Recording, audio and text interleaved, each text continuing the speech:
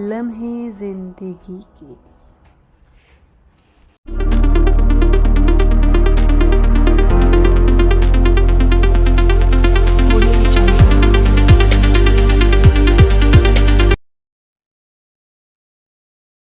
नमस्कार दोस्तों, लम्हे ज़िंदगी में एक बार पुनः आप सभी का स्वागत करती हूँ।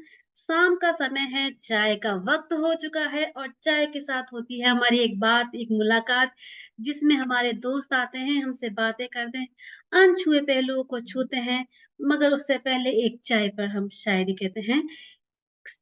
गीतिका जी देखिएगा, चाय की हर चुस्की के साथ चाय की हर चुस्की के साथ कुछ लम्हों को और जीती हूँ। यादें हो गई कुछ नई पुरानी, एक बार फिर उन्हें ज़िंदा कर लेती हूँ। एक बार फिर वाह! उन्हें ज़िंदा कर लेती हूँ। बहुत खूब, बहुत और खूब। इन्हीं के साथ मैं स्वागत करती हूँ आदरणीय गीतिका चतुर्वेदी जी का। स्वागत है आपका लम्हे ज़िंदगी के साथ हम और हम, तुम और चाय। बहुत-बहुत धन्यवाद पूजा जी। और सच में चाय के साथ अगर हम अपनी बात को आगे बढ़ाएँ तो चाय की चुस्कियों के साथ उसका मज़ा भी दुगना होता है। तो आपने सही कहा कि शाम का समय है, चाय का समय है और चाय के साथ जब 2 बातें मिल जाती हैं तो समा बंध जाती है। तो मैं आपके माध्यम से आपके चैनल के सभी श्रोताओं और दर्शकों को बहुत-बहुत नमस्कार करती हूँ। मैं डॉक्टर गीतिका चतुर्वेदी आपके साथ जुड़ी हूँ, ज़िंदगी के कुछ अनछुए पहलुओं पे बात करने के लिए डॉक्टर पूजा जी के साथ। जी, बहुत-बहुत आभार। जैसा कि हम चाहते जी, हैं कि कविता कविता मन के भावों का समंदर होता है। जी, वैसे ही एक नारी के अंदर भी कई भाव उमड़ते हैं, तो हम उन भावों में सबसे पहले मगर मैं उससे भी पहले हमारे श्रोतागणों में कुछ थोड़ी उत्सुकता जाग रही होगी, मगर उससे पहले मैं आपके बारे में कुछ बताना चाहूँगी। हमारी डॉक्टर गीतिका चतुर्वेदी जी, वो अध्यापिका हैं, उत्तर प्रदेश गवर्नमेंट में रानी रत नारी रत्न सम्मान मिल चुका है, यूपी गौरव सम्मान मिल चुका है, समाज सेवी भी हैं, बहुत महत्वाकांक्षी भी हैं वो। नारी सशक्तिकरण, पर्यावरण संरक्षण हेतु कार्य करती हैं, साहित्य सनातन, साहित्य वर्धा, वेदश्री आदि अनेक सम्मान से सम्मानित की जा चुकी हैं। मानद सदस्य राज्य कर्मचारी साहित्य संस्था उत्तर प्रदेश, अध्यक्ष शक्ति स्वरूपा फाउंडेशन में भी एक कार्यरत हैं और आपने आप में आज ये इनको देखेंगे इनकी अपनी एक अलग शख्सियत क्योंकि हर बार इंसान कहता है कि जब पति का नाम जुड़ता है तो उनके नाम से नारियों को पहचाना जाता है। नहीं, ये हमारी अपनी पहचान है। ये गीतिका जी की अपनी पहचान है, ये पूजा की अपनी पहचान है और मैं चाहूँगी किसी नारी को किसी और के नाम से नहीं, अपनी पहचान से जाना जाए। क्यों हमारी पहचान क्या कम है? हमारा नाम जब हमने जन्म लिया था, हमारे माँ-बाप ने हमारा नाम रखा था, तो उन्हीं पहलुओं से शुरुआत करेंगे उनसे, उनकी बचपन की यादों के साथ। सर्वप्रथम हम चलते हैं उनके बचपन में। स्वागत है गीतिका जी आपका लम्हे ज़िंदगी में एक मुलाकात में पूजा के साथ, हम, तुम और चाय। बहुत-बहुत धन्यवाद। और पूजा जी ने आप बहुत अच्छी बात कही कि अ, महिला दिवस आने वाला है और सिर्फ़ ना कि महिलाओं के लिए बल्कि हर व्यक्ति के लिए, हर व्यक्ति विशेष के लिए उसका एक अलग ही पहचान होता है और उसके लिए अपनी पहचान होना बहुत ही ज़रूरी है, उसके व्यक्तित्व को बढ़ाने के लिए, उसकी पर्सनैलिटी में इम्प्रूवमेंट करने के लिए। वो महिला हो या पुरुष, अगर समान रूप से आगे चलेंगे तभी हमारे देश और विश्व का विकास होगा, हमारे सांस्कृतिक धरोहर का विकास होगा। तो अभी चूँकि हमारी महिलाएँ कंधे से कंधा मिला के चलने के लिए तत्पर हैं, लेकिन फिर भी अभी रेशियो काफ़ी कम है। तो मैं आपके और आपके चैनल के माध्यम से आह्वान करूँगी इन महिलाओं को कि आइए सामाजिक, सांस्कृतिक, व्यावसायिक, राजनीतिक रूप से सुदृढ़ बनिए और कंधे से कंधा मिला के आगे चलिए और अपने देश और राष्ट्र का विकास करिए। बहुत जी, अच्छी पूजा जी। जी, हाँ जी। तो हम चलते हैं आपके बचपन की तरफ। आपके घर परिवार में कौन-कौन है और कैसा रहा आपका बचपन? कुछ इस पे दृष्टि डालिए। जी, मेरा बचपन ऐसे ही कह सकते हैं कि बचपन अल्हड़ होता है। सबके बचपन के जैसे मेरा भी बचपन था। लेकिन हाँ, सभी अपने-अपने बचपन में कुछ ख़ास यादों, कुछ ख़ास बातों को लेके जीवन को बिताते हैं। तो मेरे बचपन में मेरी आदर्श मेरे माता-पिता रहे। बहुत कम उम्र में मेरे पिताजी का साथ हमसे छूट गया। लेकिन फ़िज़िकली तो नहीं लेकिन हर स्वरूप में माताजी ने पिताजी को हमारे पास रखा बातों में, उनके आदर्श को क्या और उम्र रही आगे होगी बढ़ने आपकी? की। हाँ, मैं 10 साल की थी जब मेरे पिताजी एक्सपायर हुए। लेकिन तब तक माताजी ने क्योंकि वो पूर्णतः घरेलू स्त्री थी, हाउसवाइफ थी, लेकिन पिताजी के जाने के बाद उन्होंने पूरी तरह से सामाजिक, आर्थिक सभी मोर्चों पे कमाल संभाल ली थी। और पापा के जगह पे मम्मी कॉलेज में जॉब करने लगी थी। तो थोड़ा संघर्षपूर्ण था, लेकिन माँ और पिता एक ऐसी छतरी होती है ना कि वो सारे संघर्षों को, सारे दुखों को छान लेते हैं और अपने बच्चों तक आने नहीं देते हैं। सही बोल रहे। तो मैं यही कहना चाहूंगी कि पेरेंट्स बहुत इंपॉर्टेंट होते हैं आजकल के जमाने के लिए, जो बच्चे नहीं समझते हैं, ज़ेंग जी के जमाने के बच्चों के लिए, कि अपने पेरेंट्स के महत्व को समझें, जानें, उनको सम्मान दें। हो सकता है कि उनकी कुछ बातें आपको समझ में ना आ रही हों, क्योंकि समय तो गतिमान होता है, बदलता है, वो समय से थोड़ा-सा हो सकता है आपको पीछे लगें। लेकिन काफ़ी तजुर्बा, काफ़ी जज़्बात उनके ऐसे हैं जो आपको जीवन के हर एक मोड़ पे बहुत महत्वपूर्ण सहयोग प्रदान करेंगे आगे बढ़ने के लिए। तो सिर्फ़ उनकी बातों को एक पुरानी बातें समझकर इग्नोर ना करें, उनको महत्व दें, हुँ, उनके आदर्शों को, उनके कहे हुए बातों को, और उनको अपने जीवन में आगे बढ़कर अपने जीवन को सरल बनाएँ। गड्ढे में जी, गिरना ज़रूरी नहीं है, जी, बिल्कुल, ये तो ना गड्ढे में भी बातें सबको समझ में आती हैं जब उन पे खुद बीतती है, जब वो खुद जी, माँ-बाप बनते हैं, तो उन्हें बात समझ में आती है कि नहीं, माता मैं सही कह रही थी, पिताजी सही कहा करते थे कि ये ऐसे नहीं, ऐसे करना जी, है। क्योंकि आज वही संस्कार हम अपने बच्चों को देते हैं कि नहीं बेटा इस जगह जी, नहीं जाना, गलत है। जी, और आपके बिल्कुल परिवार सही में आपने कहा। कौन-कौन है आपके? जी, हम 4 भाई-बहन हैं, फिर मैं सबसे बड़ी थी, उसके बाद मेरी एक सारी बढ़ते मेरे बाद वाली सिस्टर हैं, जी, वो यूपी पीसीएस में अधिकारी हैं, उसके बाद मेरा भाई, वो भी रेवेन्यू ऑफिसर है। फिर मेरी छोटी बहन, तो उनकी शादी आर्मी ऑफिसर से हुई है। तो ये हमारा छोटा-सा परिवार रहा। मेरी शादी के 4 महीने पहले ही मेरी माताजी का स्वर्गवास हो चुका था। जो हमारे लिए काफ़ी दुखद था, और उस स्थिति को सँभालना हमारे लिए काफ़ी मुश्किल था, क्योंकि पिताजी के बाद माताजी ने ही सब कुछ, हमें सारा प्यार और पिता का भी स्थान लिया था। तो वो काफ़ी मुश्किल घड़ी थी हमारे लिए। लेकिन शायद उनकी हिम्मत, उनके साहस, उनकी परवरिश ने हमें इतना मजबूत बना दिया कि हम उस स्थिति से भी लड़ सके और आगे बढ़ पाए। तो उनकी जो और किताब की जो उन्होंने अपने किताब में जो इतिहास लिखा, आज आपकी बेटियाँ इतने मुकाम पे हासिल हैं, वो उनकी जीत थी। आपकी माताजी के लिए जी, प्रणाम जी। करती हूँ जिन्होंने इतने अच्छे संस्कार दिए और बेटी आज इस उसमें एक मुकाम हासिल कर चुकी हैं।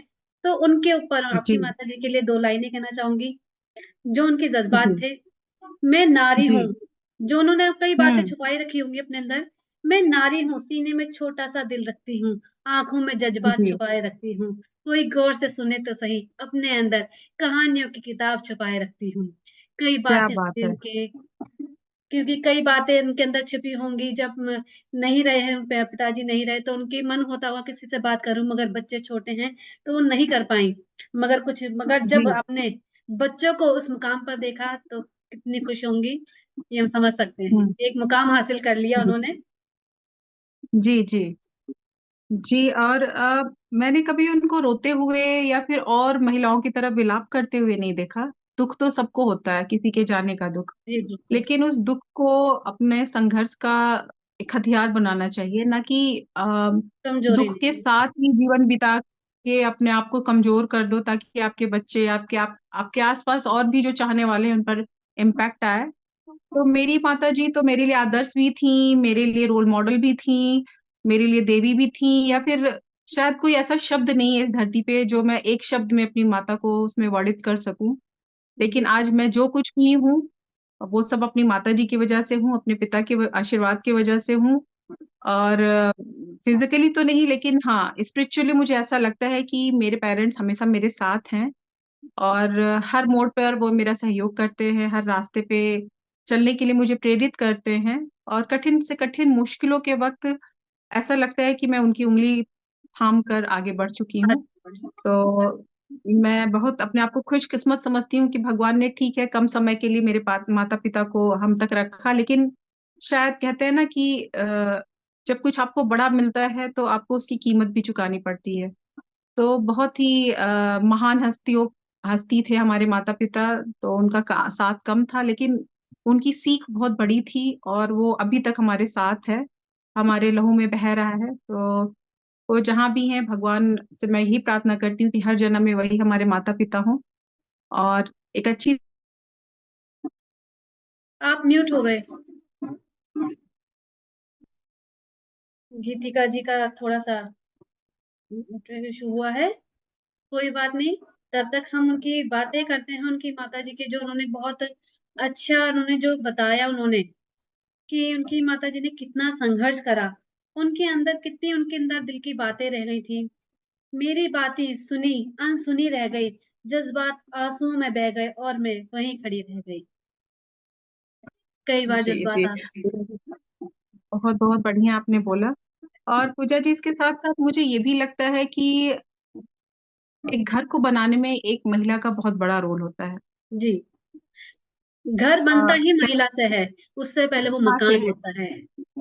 जी, जी, तो बस इस पे मैं आपको 4 लाइन कहती हूँ कि महिलाएँ वो शख्सियत होती हैं ना, कि आप जो कुछ भी उनको देंगे, वो आपको कई गुना वो वापस कर देंगी। कई गुना आप घर देंगे तो एक आशियाना बना के देंगी, आशियाना भी जन्नत सा आशियाना। आप उनको अनाज देंगे तो खाना बना कर देंगी, एक स्वादिष्ट भोजन जो आपके तन-मन को दुरुस्त करता है। आप थोड़ा-सा स्माइल देकर देखिए, वो अपना दिल ही बैठती हैं। तो औरतों का वो दिल होता है। लेकिन हाँ, औरतों को कमज़ोर भी नहीं समझना चाहिए। अगर आप औरतों को अपमानित करके देखिए, उनको अपशब्द बोल के देखिए, तो चंडी रूप दिखाने से भी वो पीछे नहीं वो हटती हैं। महाभारत भी करवा देगी।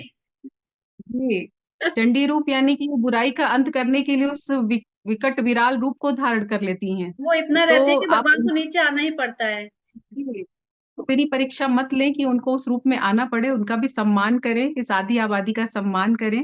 माँ के रूप में, बहन के रूप में, पत्नी के रूप में, बहुत सारे रिश्ते हैं उसके रूप में। तो अपनी माँ के लिए मैं एक 2-4 लाइन आपको सुनाना चाहूँगी जी, बिल्कुल। कि तुम्हारी चूड़ी की झनकार, तुम्हारी आहट की आवाज़, तुम्हारी चूड़ी की झनकार, तुम्हारी आहट की आवाज़, तुम्हारा प्यार से गले लगाना, छोटी-छोटी सीख सिखाना, बहुत ही याद आती है माँ, बहुत ही याद आती है माँ। तुम्हारे मुख से खुद को सुनना, एक वक़्त होता है ना कि माँ के मुख से अपना नाम सुने हुए बड़ा दिन हो जाता है। बड़ा याद आता है कि काश माँ मुझे किसी कोने से बुला रही है। तो है कि तुम्हारे मुख से खुद को सुनना, तुमको दिल की बात सुनाना। तुम्हारे मुख से खुद को सुनना, तुमको दिल की बात सुनाना, तुमको अपनी पीर बताना, तुमको दिल का हाल सुनाना, तुमसे कुछ भी नहीं छुपाना। बहुत ही याद आती है माँ, बहुत ही याद आती है बहुत, माँ। बहुत खूब, बहुत अच्छी आपने कविता कही उनके लिए। वाक़ई में माँ हमेशा याद आती है, क्योंकि मेरी माँ अभी 2022 में ही गई हैं मुझे छोड़ के, और मेरे लिए मेरी माँ पिता भी थी, माँ भी थी, भाई भी थे क्योंकि मेरा भाई नहीं था, और पिताजी मैं 1 साल की थी तब नहीं थे वो। तो मैंने पिताजी को जी, कभी देखा ही नहीं। पिताजी शब्द मैंने कभी बोला ही नहीं, पिताजी क्या होते हैं? तो मेरे लिए मेरी जी, माँ, पिताजी भी थी, सब थी, तो उनको कभी नहीं भूला जा सकता।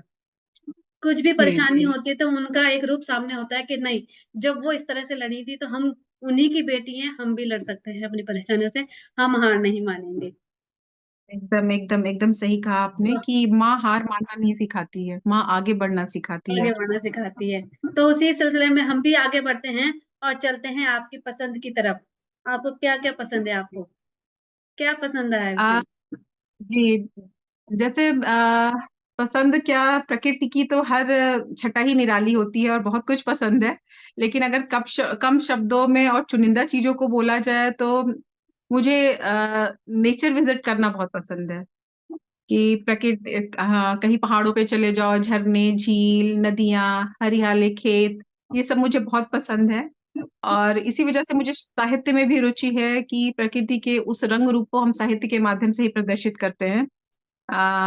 वैसे मैं अपने एजुकेशन में जेडबीसी से थी, ज़ूलॉजी, बॉटनी, केमिस्ट्री से मैंने ग्रेजुएशन किया।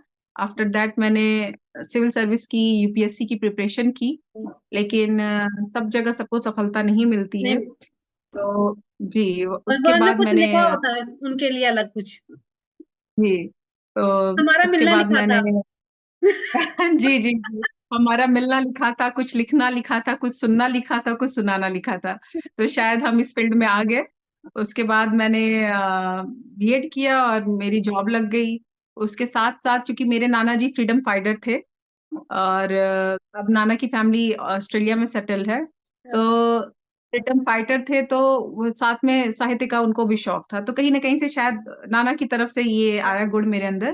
तो मैं छोटा-छोटा बचपन से ही 2-2 4-4 लाइनें लिखते और मेरी माँ इन सब चीज़ों को बड़ा एनकरेज करती थी। तो कभी सिर्फ़ ऐसा पढ़ाई के रहा साथ-साथ कि जो आपको पसंद था, कभी उससे आपने कभी कॉम्प्रोमाइज़ करा के मुझे कॉम्प्रोमाइज़ करना पड़ेगा जिस बात से कि पसंद को आपको छोड़ना पड़ा हो कभी?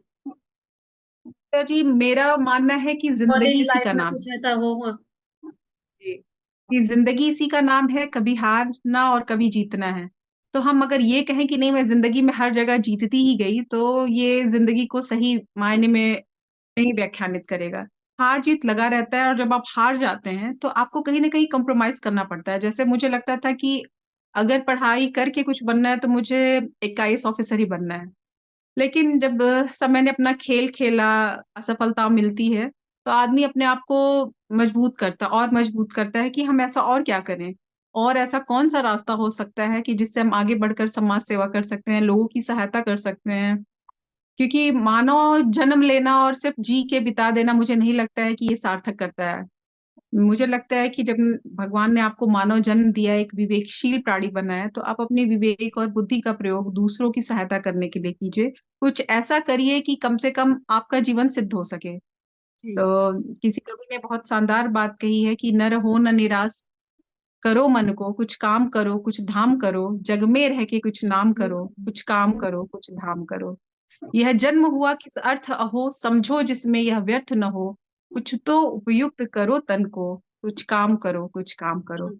तो जग में निराशा का होती नाम है, करो। निराशा से उबर जाना ही जीवन है जी, और जहाँ आपको जैसी परिस्थितियाँ मिले कंप्रोमाइज़ करने की, लेकिन उस कंप्रोमाइज़ करते-करते आपको ये ज़रूर ध्यान होना चाहिए कि आज तो मैं यहाँ रुक रही हूँ, लेकिन आगे मेरी आगाज़ और बड़ी होगी, मेरी लड़ाई और बड़ी होगी और उसकी सफलता जो है, बहुत ही शानदार होगी। इस विश्वास के साथ आगे बढ़ते रहना चाहिए। तो कई जगह ऐसा हुआ कि आप जब बचपन से ही किसी चीज़ को चाहते हैं, जैसे मुझे सिविल सर्वेंट बनना था, आईएएस बनना था, तो तो आप कहीं पे न कहीं दुःख ज़िम्मेदारियाँ होता आई है। होंगी ना?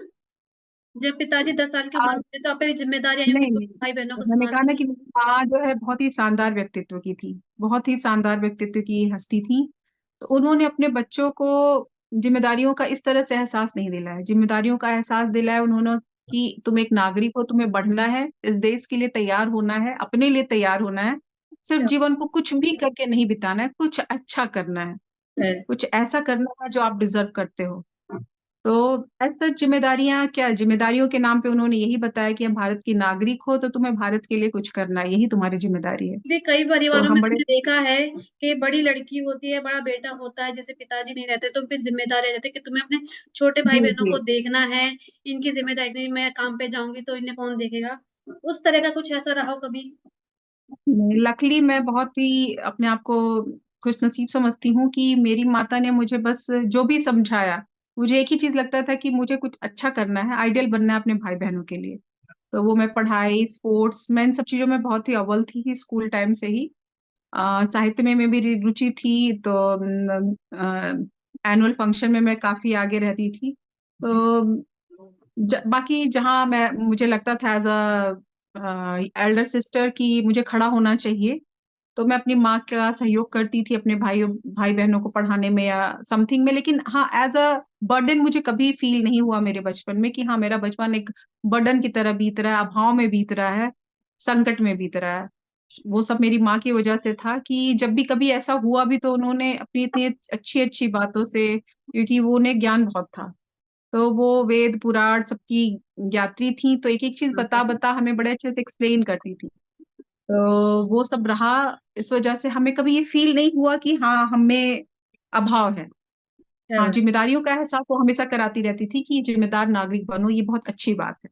क्या तो बहुत बहुत जी। अच्छी व्यक्तित्व गिनी थी और वो आज आपकी बातों में, आपकी कविताओं में पूर्णतः झलकता है इस चीज़ का कि आपकी जी, माँ जी, जी। कितनी उसके आशाओं की धनी थी। तो कभी भाई-बहनों में ऐसा रहा जिसको सोच के आज भी आपको हँसी आ जाती है? बचपन तो ऐसा होता ही है कि वो भूलता ही नहीं है।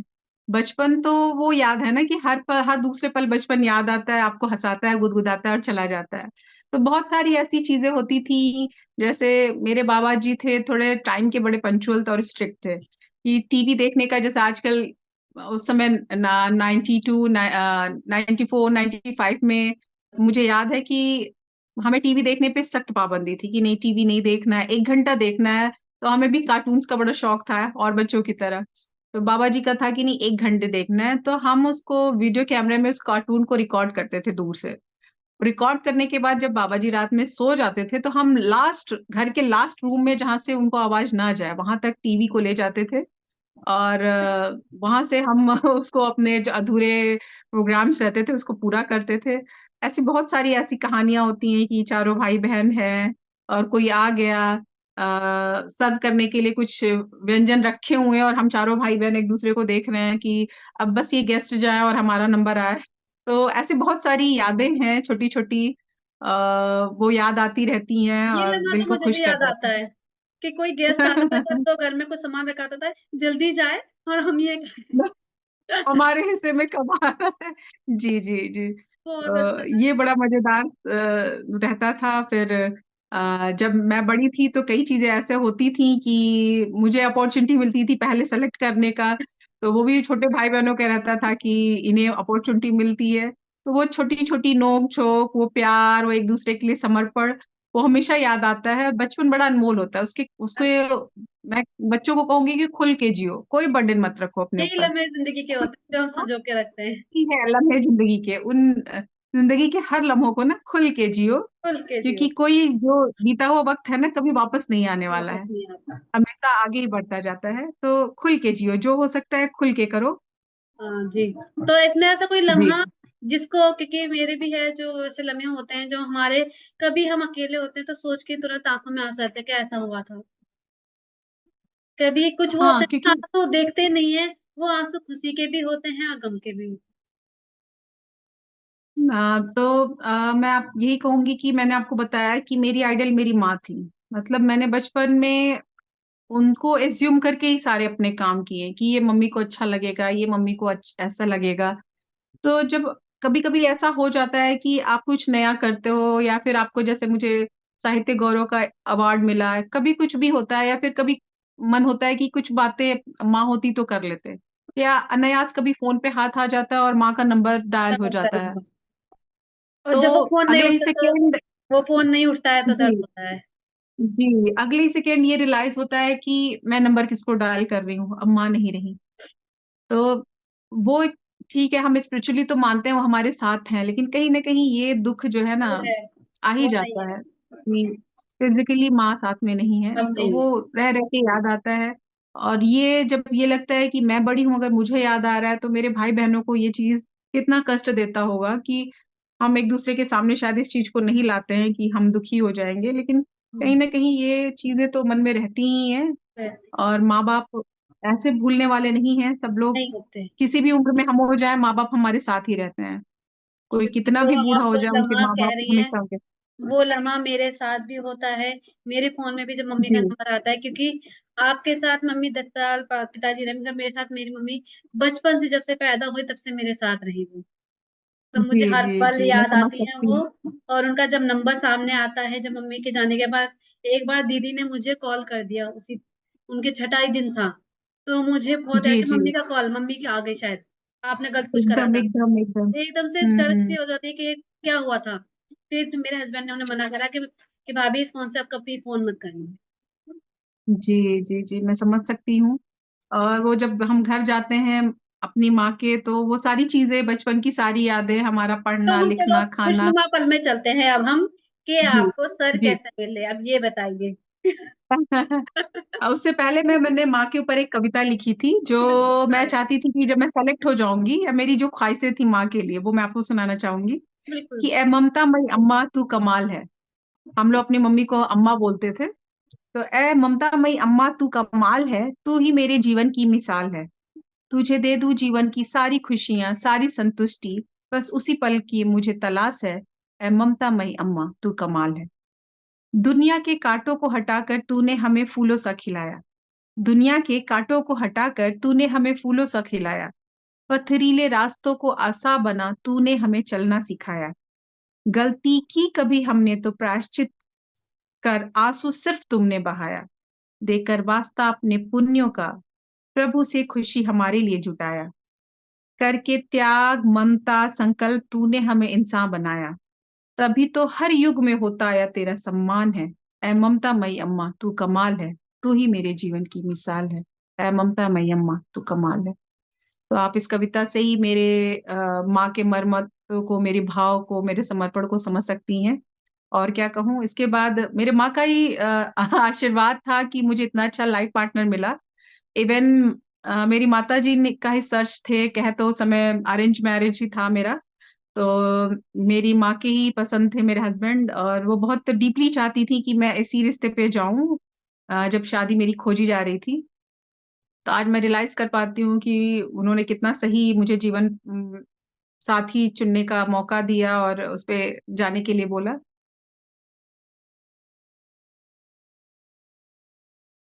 आपकी आवाज नहीं आ रही है पूजा जी। जहाँ तक मुझे लगता है कि सर आईएएस ऑफिसर है शायद। IRS है वो। आईआरएस। हाँ, ओके। आईआरएस। UPSC का एग्जाम। जी। जो आप नहीं करवाई वो, मगर आपका देखो एक रूप से सपना तो पूरा हुआ ही ना। जीवन साथी को मिल गया। नहीं, मैं अपने काम से संतुष्ट हूँ। मुझे IAS बन के भी समाज सेवा ही करना था। सही। तो मैं उस रूप में ना करके मैं इस तरह साहित्य के माध्यम से और गरीब बच्चों को पढ़ाती हूँ। उनको जो भी हेल्प बेसिक नीड होती है, बुक से लेके कहीं नहीं समझ में आ रहा है, भट्ठे पे जाती हूँ उनको पढ़ाने के लिए, तो मैं करती हूँ, तो मुझे बहुत संतुष्टि मिलती है। लेकिन हाँ, कि मेरे हस्बैंड का ये सहयोग है, तब मैं ये कर पाती हूँ। बहुत सारी महिलाएं ऐसी होती हैं जिनको उनके हस्बैंड का सहयोग नहीं मिल सपने पाता नहीं है, पूरे और उनके होते हैं। पास बड़ी बड़ी योजनाएं होती हैं, लेकिन वो कर नहीं पाती, क्रियान्वयन नहीं कर पाती हैं। तो ये सब मेरे हस्बैंड का ही सहयोग है, सपोर्ट है कि जो तो जब चाहती वो है वो अपना करो। अपनी पहचान ही खो देती है, कहते हैं कि नहीं, कई महिलाएं आज भी होती हैं जो नाम नहीं लेती अपने पतियों का, पहचान ही अपना उनका जी अगर वो बन जाता है, तो जी। कैसे हो पाएगा? सबसे पहले अपने आप को पहचानना जरूरी है एक नारी को, अपने आप कि को मैं नारी हूँ, पहचानो। मेरी अपनी पहचान है। जी जी जी। ये हर और मुझे लगता है कि जब हम खुद को उस आवरण में बांध लेते हैं कि हमें बाहर नहीं निकलना है, हमें किसी के दबाव में रहना है, हम निर्णय नहीं ले सकते हैं, हम निर्णय लेंगे तो गलत होगा। तो म्यूट हो गई, म्यूट हो गया।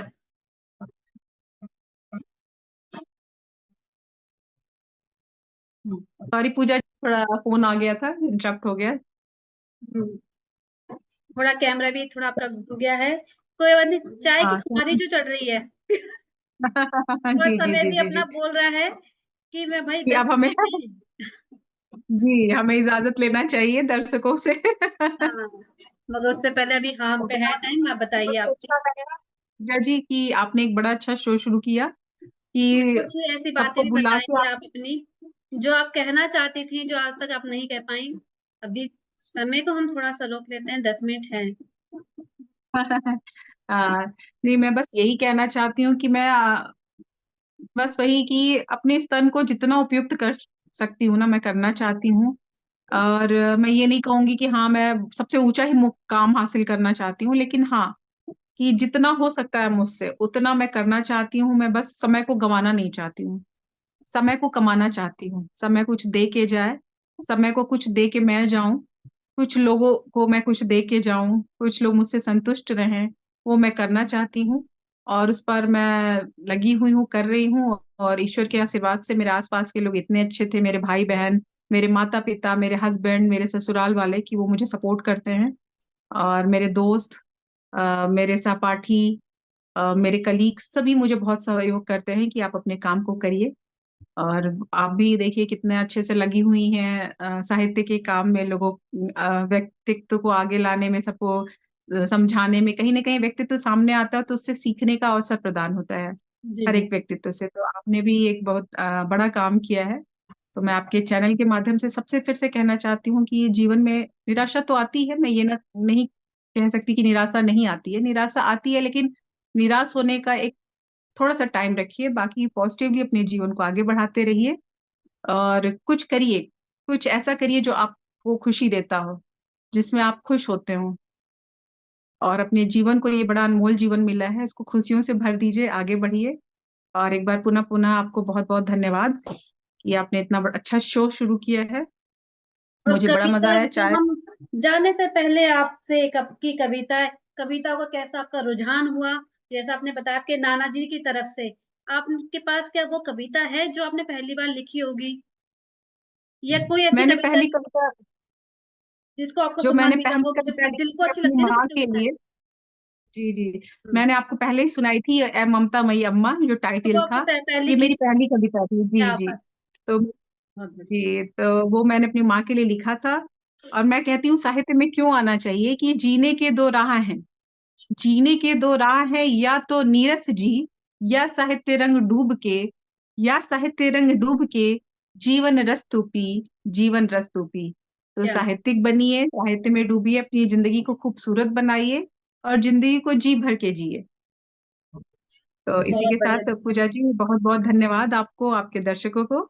जी, लम्हे ज़िंदगी में आपका बहुत-बहुत स्वागत है और आप सभी अपने दर्शकों से कहना चाहूँगी आप लम्हे ज़िंदगी को सब्सक्राइब कीजिए हमारे चैनल को और एक मुलाकात में नए-नए चेहरों से मिलिए, उनसे बातें कीजिए, उनकी बातें सुनिए। कुछ कमेंट में आप पूछ सकते हैं हमसे, हमें नीचे कमेंट करके बता सकते हैं और जाते हुए मैं एक कहूँगी शाम के लिए, हो जाए जहाँ शाम, वहीं उनका बसेरा है। हो जाए जहाँ शाम, वहीं उनका बसेरा है। आवारा परिंदों के ठिकाने नहीं हुआ करते। आवारा क्या परिंदों बात के है! क्या बात है! बहुत ठिकाने नहीं बहुत हुआ ही बढ़िया, करते। बहुत ही बढ़िया, तो इसी के बहुत ही साथ हम बढ़िया। अपनी शाम को विराम देते हैं और चाय का आनंद लेते हुए जो हमने आज गीतिका जी के साथ मुलाकात की, बातें जी। की, बहुत अच्छी बातें हुई उनसे। तो ऐसी ही मुलाकातें और ऐसी ही बातें हम, तुम और चाय पर हम फिर लेकर आएँगे एक नए रंग के साथ। आज का हमारा रंग था महत्वाकांक्षी। तो अब अगले बहुत-बहुत रंग धन्यवाद। कौन-सा होगा, ये देखने चाहेंगे आप, तो हमारे चैनल को सब्सक्राइब कर लीजिए और हमारा लम्हे ज़िंदगी फ़ेसबुक है, उसे भी आप फ़ॉलो कीजिए और हमारे ब्लॉग को भी आप हमें अपने ब्लॉग भी दे सकते हैं, जिस तक आपके अनुभव, आपके भाव हम लोगों तक पहुँचाएँगे। इसी के साथ आज की शाम को हम यहाँ विराम देते हैं। तब तक के लिए नमस्कार। नमस्कार।